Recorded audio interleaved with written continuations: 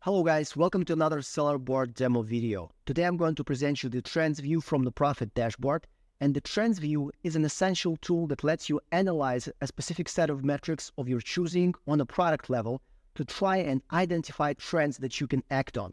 So imagine a situation where, for instance, you analyze your trends for product returns and you see that for a specific product, the returns are growing, right?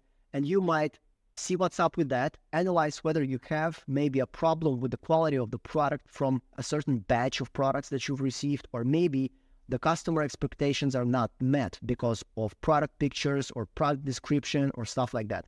So another use case is maybe the BSR, right? If you analyze the trends for BSR and you see the BSR increasing for a specific product, that means that you are losing market share. So you might want to analyze what you can do with that. Either you want to adjust the price to fit the market better, or maybe run some PPC ads, or use any other tricks that you might have up your sleeve, right? So without further ado, let me show you how you can access the trends view, how you can choose the metrics that you are interested in, and how you can analyze those trends. All right, let's dive into the presentation.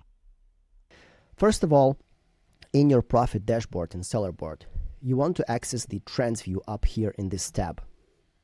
You will be presented with a list of metrics from which you can choose to analyze your trends, and then you will see a big table with all of the values for the selected metric. On the left, you will see a list of products, and here in this column you will see a small chart that will represent the delta or the dynamics for the metric selected. All right, so for instance, having the sales metric selected, now I can see from right to left the evolution of the sales for this specific product for the period that I've selected.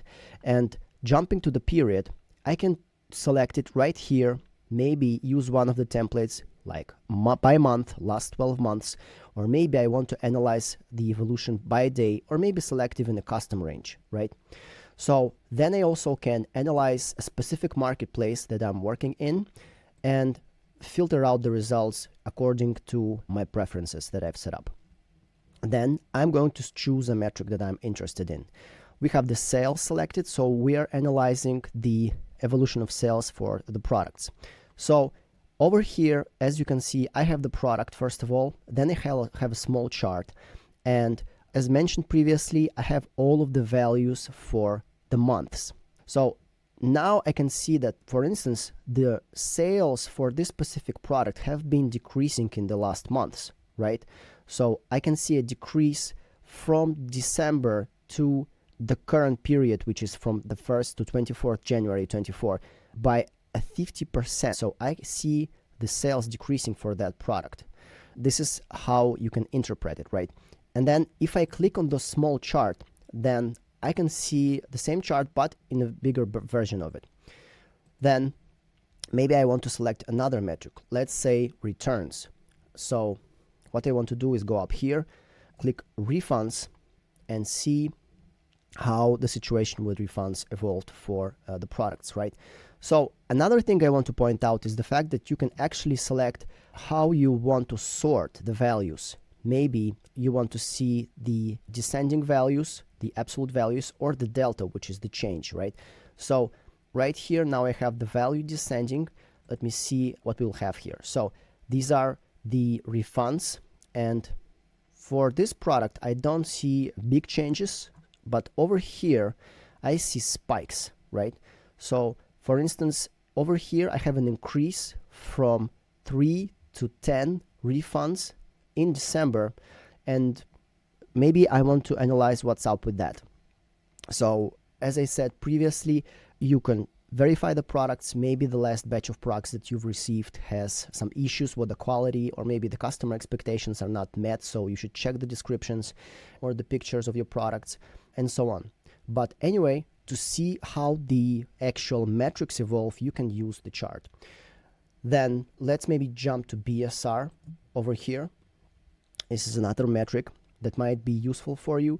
So By the way, guys, if you have a lot of zeros over here, then it's only because this is the demo account. And by the way, the BSR, we only track it from the day when your Seller Central account has been connected to sellerboard. So without any regard, to the previous historical metrics. So please take that into account.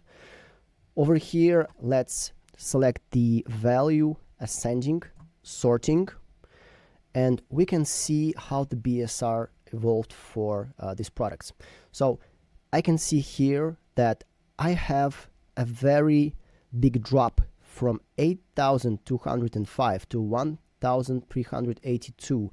That means that my market share increased significantly in this period, which is a good thing, right?